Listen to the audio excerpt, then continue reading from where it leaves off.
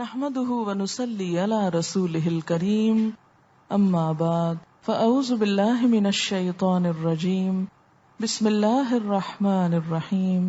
رب اشرح لي صدري ويسر لي امري واحلل عقدة من لساني يفقهوا قولي باب في الامر بالمعروف والنهي عن المنكر قال الله تعالى وَلْتَكُمْ مِنْكُمْ أُمَّةٌ يَدْعُونَ إِلَى الْخَيْرِ وَيَأْمُرُونَ بِالْمَعْرُوفِ وَيَنْهَوْنَ عَنِ الْمُنْكَرِ وَأُولَئِكَ هُمُ الْمُفْلِحُونَ وقال تعالى كنتم خير أمة أخرجت للناس تأمرون بالمعروف وتنهون عن المنكر وقال تعالى خذ العفو وأمر بالعرف وأعرض عن الجاهلين وقال تعالى والمؤمنون والمؤمنات بعضهم أولياء بعض يأمرون بالمعروف وينهون عن المنكر وقال تعالى لعن الذين كفروا من بني إسرائيل على لسان داود وعيسى بن مريم ذلك بما عصوا وكانوا يعتدون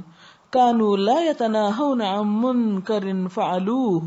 لبئس ما كانوا يفعلون وقال تعالى وقل الحق من ربكم فمن شاء فليؤمن ومن شاء فليكفر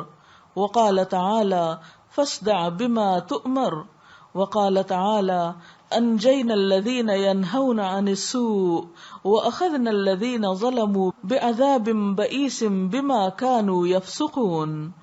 والآيات في الباب كثيرة معلومة. اللہ تعالیٰ نے فرمایا اور تم میں سے ایک گروہ ہونا چاہیے جو بھلائی کی طرف بلائے، نیکی کا حکم دے اور برائی سے روکے، اور یہی لوگ کامیاب ہیں. اور اللہ تعالیٰ نے فرمایا تم بہترین امت ہو جنہیں لوگوں کی ہدایت کے لیے نکالا گیا ہے، تم نیکی کا حکم دیتے اور برائی سے روکتے ہو. اور اللہ تعالیٰ نے فرمایا اے پیغمبر عفو درگزر اختیار کیجیے، نیکی کا حکم دیجیے اور جاہلوں سے اعراض کیجیے. اور اللہ تعالیٰ نے فرمایا مومن مرد اور مومن عورتیں ایک دوسرے کے دوست ہیں، نیکی کا حکم دیتے ہیں اور برائی سے روکتے ہیں. اور فرمایا اللہ تعالیٰ نے بنی اسرائیل کے کافروں پر حضرت داؤد اور عیسیٰ ابن مریم علیہم السلام کی زبانی لعنت کی گئی، یہ اس سبب سے کہ انہوں نے نافرمانی کی اور وہ زیادتی کرنے والے تھے. وہ ایک دوسرے کو ان برائیوں سے نہیں روکتے تھے جن کا وہ ارتکاب کرتے تھے، البتہ برا ہے جو وہ کرتے تھے. اور اللہ تعالیٰ نے فرمایا کہہ دے حق تمہارے رب کی طرف سے ہے، پس جو چاہے ایمان لائے اور جو چاہے کفر کرے. اور اللہ تعالیٰ نے فرمایا جس چیز کا تجھے حکم دیا جاتا ہے اسے کھول کر بیان کر دے. اور فرمایا اللہ تعالیٰ نے ہم نے ان لوگوں کو نجات دی جو برائی سے روکتے تھے اور ظالموں کی سخت عذاب کے ساتھ گرفت کی بسبب اس کے جو وہ نافرمانی کرتے تھے. اس باب میں اور بھی بہت سی آیات ہیں اور معلوم ہیں. ان سب آیات کا جو بنیادی نقطہ ہے وہ یہ کہ انسان کو ایک معاشرے کے اندر رہتے ہوئے اپنی بھلائی اور دوسروں کی بھلائی کے لیے خیر کو ترقی دینی چاہیے اور برائیوں کو روکنے کی کوشش کرنی چاہیے. اس سلسلے میں آپ دیکھتے ہیں جس طرح آپ نے یہ آیات پڑھی کہ یہ ایک ایسا فرض ہے جو ایک فرد پر بھی ہے، ایک جماعت پر بھی ہے، بطور امت تمام مسلمانوں پر بھی ہے، مردوں پر بھی ہے، عورتوں پر بھی ہے. اور ایک اور آیت ہے جو یہاں جس کا ذکر نہیں کیا گیا وہ یہ کہ حکومت وقت پر بھی ہے. اس سے پتہ چلتا ہے کہ قرآن پاک میں بھی اور پھر احادیث نبوی سے بھی اس کام کی اہمیت کتنی زبردست طریقے سے بیان کی گئی ہے. پہلی آیت جو ہمارے سامنے ہے یہاں پر یہ فرمایا گیا کہ وَلْتَكُمْ مِنْكُمْ أُمَّةٌ تم میں سے ایک جماعت ہونی چاہیے، ایک امت ہونی چاہیے، ایک گروہ ہونا چاہیے، يَدْعُونَ إِلَى الْخَيْرِ جو لوگوں کو خیر کی طرف دعوت دیتا ہو. اور اس سے اگلی آیت جو یہاں بیان کی گئی وہ یہ کہ كُنْتُمْ خَيْرَ أُمَّةٍ أُخْرِجَتْ لِلنَّاسِ کہ تم ایک بہترین امت ہو جو لوگوں کے لیے پیدا کی گئی ہو، نیکی کا حکم دو گے اور برائی سے روکو گے. تو گویا یوں محسوس ہوتا ہے کہ پہلے درجے پر تمام امت پر یہ فرض ہے اور پھر اس میں ایک گروہ پر خاص طور پر فرض. تو اس کا معنی کیا بنتا ہے کیا اس کا مطلب یہ ہے کہ ہر ایک کے اوپر فرض عین ہے، یا کچھ لوگ اگر یہ فرض ادا کریں تو باقی لوگوں سے یہ فرض دور ہو جائے گا، ختم ہو جائے گا، یعنی دوسرے معنوں میں فرض کفایہ ہے؟ اس بات کی حقیقت یہ ہے کہ یہ فرض عین بھی ہے اپنے ایک درجے میں، اور فرض کفایہ بھی ہے اپنی دوسری حیثیت میں۔ فرض عین کس طرح ہے؟ فرض عین یہ کہ ہر شخص اپنے مخصوص دائرے کے اندر اپنی ہمت، اپنی توفیق کے مطابق، اپنی حیثیت، اپنی صلاحیت کے مطابق جہاں کوئی منکر دیکھے، جہاں کوئی خرابی دیکھے، جہاں کوئی برائی دیکھے، اس کو دور کرنے کی کوشش کرے، اور جو کوئی اچھائی کا کام اس کی نظر میں ہو اس کی طرف دوسروں کی توجہ دلائے۔ کیونکہ یہاں پر دو لفظ خاص طور پر استعمال کیے گئے ہیں، ایک معروف ہے اور ایک منکر ہے۔ معروف کا جو لفظ ہے وہ عرف سے ہے، پہچانا ہوا، وہ کام جو سب کو معلوم ہو، نون ہو، اور اس کے ساتھ یہ کہ عقلی طور پر اور شرعی طور پر وہ درست ہوں۔ اور منکر وہ چیزیں جنہیں انسان کی عقل یا شریعت درست نہ سمجھتی ہو۔ اور پھر بعض اوقات ایسا ہوتا ہے کہ کچھ چیزیں شریعت کی نظر میں پسندیدہ ہوتی ہیں لیکن عقل کی نظر میں ناپسندیدہ ہوتی ہیں، اور کچھ چیزیں ایسی ہیں کہ جو شریعت کی نظر میں ناپسندیدہ ہیں اور عقل ان کو پسند کرتی ہے، اور عقل کے نزدیک وہ زیادہ بہتر ہیں۔ اب ایسی صورت میں جب عقل اور شریعت آمنے سامنے آ جائیں تو اس صورت میں عقل کی بات کو نہیں مانا جائے گا، شریعت کی بات کو مانا جائے گا، کیونکہ ہماری عقل کو بنانے والا بھی اللہ تعالیٰ ہے اور شریعت بھی اللہ تعالیٰ ہی کی بھیجی ہوئی ہے، جو کہ اللہ تعالیٰ کی اپنی سمجھ بوجھ اور حکمت پر مبنی چیزوں کا نام ہے۔ اب اگر ایک انسان کی عقل اور دوسری طرف اللہ تعالیٰ کی حکمت اور سمجھ بوجھ کو رکھا جائے، لہذا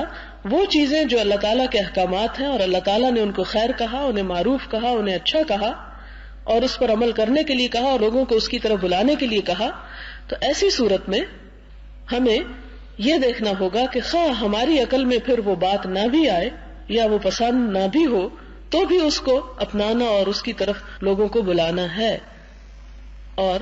اسی طرح منکر وہ چیز جسے عقل اچھا نہ سمجھے یا معاشرہ اچھا نہ سمجھے یا شریعت اچھا نہ سمجھے تو اس کو مٹانا اور اسے دور کرنا، اگر بظاہر وہ اذیت کا سبب ہو فوری طور پر یا مستقبل میں، تو وہ امت مسلمہ کا فرض بنتا ہے۔ اور اگر بعض اوقات عقل کسی چیز کو بہت اچھا سمجھتی ہو لیکن شریعت کی نظر میں وہ پسندیدہ نہیں، تو ایسی صورت میں ہمیں حکم یہ ہے کہ اسے چھوڑ دیا جائے اور لوگوں کو بھی اس سے روکا جائے۔ اور اسلام دراصل نام ہی اس چیز کا ہے کہ جو کچھ اللہ اور اس کا رسول ہمارے سامنے لے کر آئے ہیں صلی اللہ علیہ وسلم، ان سب چیزوں کے سامنے ہتھیار ڈال دیے جائیں۔ اسلام کا جو روٹ ہے سین لام میم سلم اور سلامتی، پیس، اس کے ساتھ ہی اس کے معنی میں سرنڈر کرنا، اپنے آپ کو سبمٹ کرنا، حوالے کرنا اور سر تسلیم خم کر دینا بھی آتا ہے، کہ اپنی خواہش، اپنی عقل اور اپنی مرضی کو اللہ کی مرضی کے تابع کر دیا جائے۔ ایسی صورت میں انسان جب کسی معروف کی طرف دعوت دے گا، کسی خیر یا بھلائی کی طرف لوگوں کو بلائے گا، تو اس کے لیے ضروری ہے کہ وہ خیر اور بھلائی اللہ تعالی سے سند یافتہ ہو یا اللہ کے رسول صلی اللہ علیہ وسلم سے سند یافتہ ہو۔ سند یافتہ ہونے کا مطلب یہ کہ انہوں نے اس کو صحیح کہا ہو، اور اگر کوئی ایسی چیز ہو کہ جس کے بارے میں کوئی نص موجود نہیں، کوئی حکم موجود نہیں، لیکن معاشرے میں وہ چیز ایک خیر، ایک بھلائی اور ایک اچھے نظر سے پہچانی جاتی ہے، تو وہ چیزیں بھی معروف میں شامل ہو جاتی ہیں۔ اسی طرح منکر وہ چیز ہے جس کو اللہ اور اس کے رسول صلی اللہ علیہ وسلم نے حرام قرار دیا ہو، لیکن بعض چیزیں ایسی ہیں کہ جن کے بارے میں وہاں حکم نہیں ہوگا کہ یہ چیز حرام ہے یا منع ہے، لیکن ایک معاشرہ ان کو برا کہتا ہوگا، تو اس صورت میں بھی اگر وہ شریعت کے مزاج سے نہ ٹکراتا ہو تو معاشرے کے اندر جن چیزوں کو قبیح سمجھا جاتا ہے یا اخلاقی عیب سمجھا جاتا ہے یا برائی سمجھا جاتا ہے تو ان کو بھی دور کرنا، اور بظاہر جن چیزوں سے لوگوں کو اذیت یا تکلیف پہنچتی ہو ان چیزوں کو بھی دور کرنا اور اذیتوں کو ختم کرنا اور لوگوں کو اس سے دور کرنا، خواہ انہیں اس میں اپنا فائدہ ہی نظر کیوں نہ آتا ہو، تو یہ ہم سب کا فرض ہے۔ بہت سی چیزیں ایسی ہیں کہ جو بظاہر خیر ہیں لیکن حقیقت میں شر ہیں، یا بظاہر وہ ایسی چیزیں ہیں کہ جس میں کوئی ہارم محسوس نہیں ہوتا لیکن لوگ اسے ایک اچھی چیز کے طور پر اپنائے ہوئے ہوتے ہیں،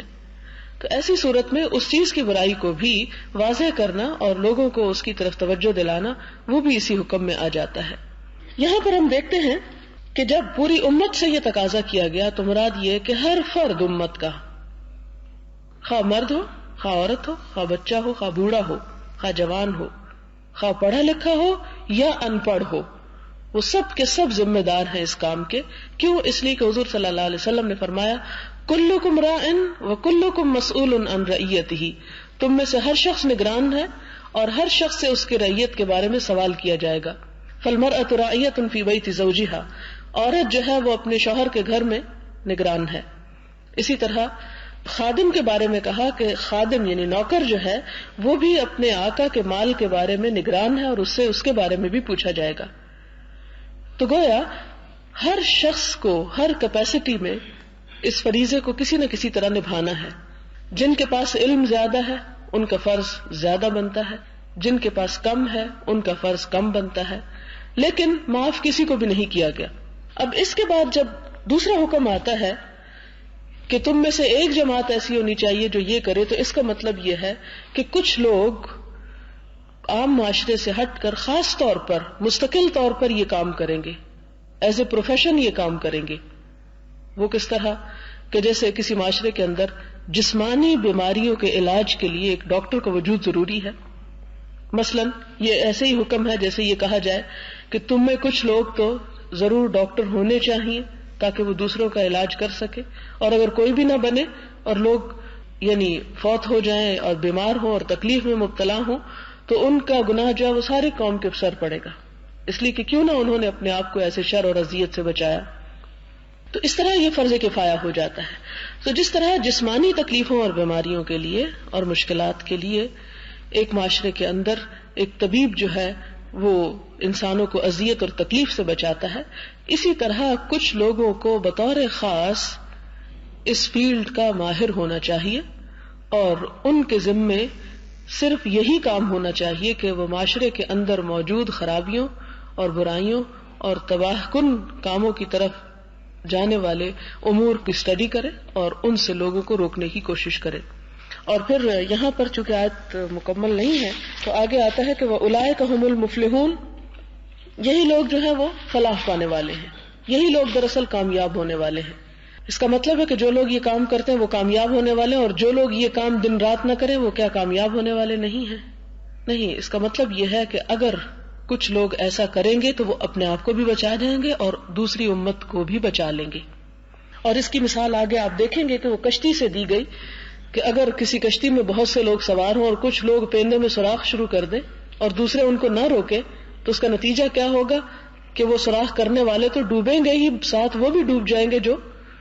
نہیں کر رہے ہوں گے اگر وہ انہیں منع نہیں کرتے۔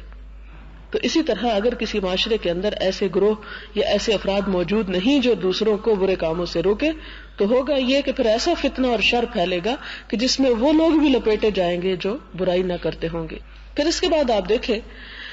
کہ اس معاملے میں خواتین کو بھی حکم ہے، والمؤمنون والمؤمنات بعضهم اولیاء بعض۔ عموماً خواتین یہ کہتی ہیں کہ مردوں نے کام کوئی کر لیا تو کافی ہے، ہماری تو ذمہ داری صرف گھر بار تک ہے اور اسی قسم کی نہیں۔ فرمایا کہ مومن مرد اور مومن عورتیں وہ ایک دوسرے کے مددگار ہوتے ہیں، یأمرون بالمعروف وینہون عن المنکر، وہ نیکی کا حکم دیتے ہیں اور برائیوں سے روکتے ہیں۔ تو گویا امر بالمعروف کرنا اور نہی عن المنکر کرنا عورتوں پر بھی فرض ہے۔ اسی طرح یہاں پر سنگولر صیغہ استعمال کیا گیا ہے، خذ العفو وامر بالعرف واعرض عن الجاہلین، کہ تم نیکی کا حکم دو اور جاہلوں سے اعراض برتو، ان سے بحث نہ کرو۔ جاہل سے مراد کیا ہے کہ آپ کسی کو اگر کسی برے کام سے روکتے ہیں اور وہ آگے سے الجھ پڑتا ہے آپ سے اور اس کو ماننا نہیں چاہتا تو ایسی صورت میں منع کیا گیا ہے اور اس کا ایک حکمت بتائی گئی، ایک طریقہ سکھایا گیا کہ تم پھر کیا کرو، جواب میں اعراض برتو، اس بحث میں مت پڑو یا تو تکرار مت کرو، اس لیے کہ اللہ تعالیٰ نے حضور صلی اللہ علیہ وسلم سے فرمایا تھا کہ لست علیہم بمسیطر، آپ ان پہ داروغہ بنا کے نہیں بھیجے گئے، انما علیک البلاغ وعلینا الحساب، آپ کے ذمہ پہنچا دینا ہے اور حساب کتاب لینا ان کا ہمارے ذمہ ہے. پھر فرمایا لیس علیک ھداھم، ان کی ہدایت کا ذمہ آپ پر نہیں ہے. انک لا تہدی من احببت، آپ ہدایت نہیں دے سکتے جس کو آپ پسند کرتے ہو. تو پھر اس سلسلے میں ذمہ داری کیا بنتی ہے کہ انسان جو خیر اور جو حق اور جو اچھی بات معلوم ہے وہ احسن طریقے سے دوسرے کو بتا دے. کیونکہ یہاں تو صرف حکم دیا گیا، آگے آپ کو یہ بھی پتہ چلے گا کہ اگر لوگوں کو نیکی کی طرف بلانا ہے تو بلایا کیسے جائے. اس کے لیے فرمایا ادعو الی سبیل ربک بالحکمت والموعظۃ الحسنہ، کہ لوگوں کو ٹیکٹفلی، حکمت کے ساتھ، اچھے طریقے کے ساتھ، یعنی اللہ کے رستے کی طرف بلاؤ. اور کیا کرو؟ والموعظۃ الحسنہ، خوبصورت نصیحت کے ساتھ، اچھی نصیحت کے ساتھ، یعنی ایسی بھونڈی نصیحت کے ساتھ نہیں کہ جس میں وہ دین کے قریب آنے کی بجائے الٹا دین سے دور ہو جائیں.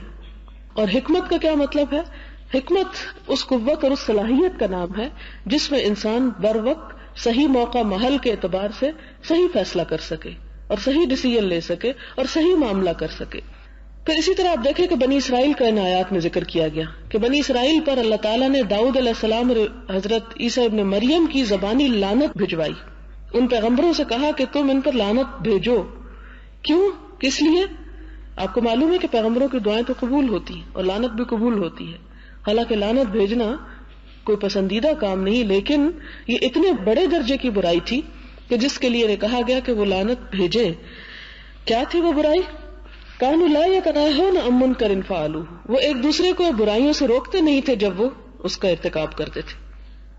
اب آپ دیکھیں، ہم اپنا حال دیکھیں، اپنے آپ کو دیکھیں کہ ہمارے ارد گرد جو کچھ ہو رہا ہے اس پر ہمارا کیا ری ایکشن ہے، اس پر ہمارا کیا طرز عمل ہے، اس پر ہم کیا کر رہے ہیں. پھر اس کے بعد اللہ تعالیٰ نے فرمایا وَقُلِ الْحَقُّ مِن رَبِّكُمْ، کہہ دیجئے کہ حق تمہارے رب کی طرف سے ہے. فَمَن شَاءَ فَلْيُؤْمِن، جس کا دل چاہے ایمان لائے، وَمَن شَاءَ فَلْيَكْفُرْ، اور جس کا دل چاہے وہ کفر کرے. اس کا مطلب کیا ہے کہ آپ جب کسی کے سامنے حق کو پیش کریں گے تو اس کے بعد آپ کا فرض تو ادا ہو جائے گا، لیکن اب ذمہ داری دوسرے پر جا پڑے گی کہ حق اور ہدایت کا راستہ واضح ہونے کے بعد وہ کس چیز کو اختیار کرتا ہے، خیر کو اختیار کرتا ہے یا شر کو اختیار کرتا ہے. اور خیر کا اختیار کرنا جو ہے وہ ہر انسان کے اپنے فائدے کے لیے ہے. پھر اسی طرح فرمایا کہ فاصدع بما تؤمر، حضور صلی اللہ علیہ وسلم کو حکم دیا گیا کہ جب آپ تبلیغ کریں اور لوگوں کو بتائیں تو صاف صاف انداز میں کھول کر بات کریں. کسی چیز کے پھٹنے کے لیے تصدع کا لفظ بھی استعمال ہوتا ہے کہ جب کوئی چیز پھٹتی ہے تو وہ ایک مکمل یونٹ جو ہوتا ہے وہ الگ الگ ٹکڑوں میں بٹ جاتا ہے. یعنی بالکل کلیئرلی اور الگ الگ واضح طور پر جو حکم آپ کو آپ کے رب نے دیا ہے وہ ان تک پہنچا دیں. وقال تعالی انجینا الذین ینہون عن السوء، کہ ہم نے ان لوگوں کو نجات دی جو لوگوں کو برائیوں سے روکتے تھے، اور ان لوگوں کو ہم نے پکڑ لیا جو ظلم کرتے تھے ایک سخت عذاب میں، کیونکہ وہ نافرمان تھے. یعنی اس سے مراد کیا ہے کہ گزشتہ اقوام میں بھی ایسا ہی ہوا کہ جب لوگ برائی کی طرف راغب ہوتے اور لوگ ان کو روکتے نہیں تھے تو ان کا انجام کیا ہوا کہ وہ سب اس میں ڈبو دیے گئے اور اس ظلم کے نتیجے میں سب کو پکڑ لیا گیا کیونکہ وہ خدا کے نافرمان تھے.